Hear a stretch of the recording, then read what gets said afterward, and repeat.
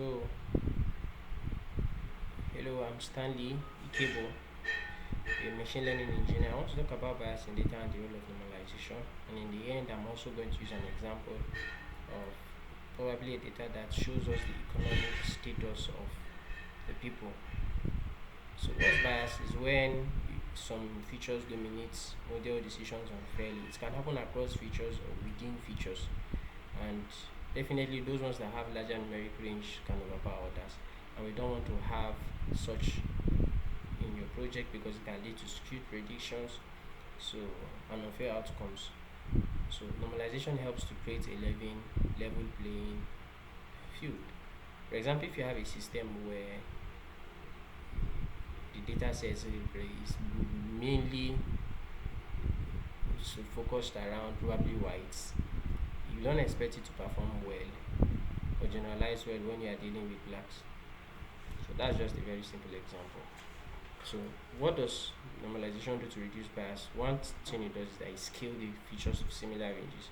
Say you have the economic status of your citizens or the citizens of a particular location from 10,000 to 100 million.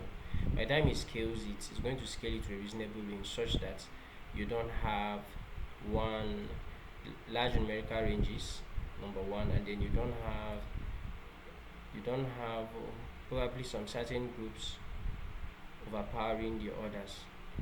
So it helps to improve fairness. This helps to improve fairness, and then it leads to more balanced feature influence, because definitely by scaling, there's arguably fair influence across the features. So these are different techniques that help handle bias: min max, z-score, robust scaling, log transformation.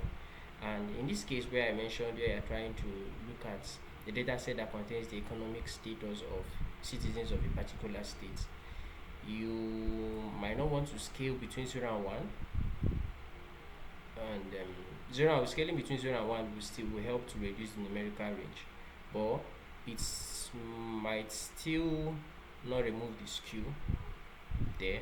So the best technique we would want to use is the log transform, because definitely you have a skew and it helps to reduce the skew.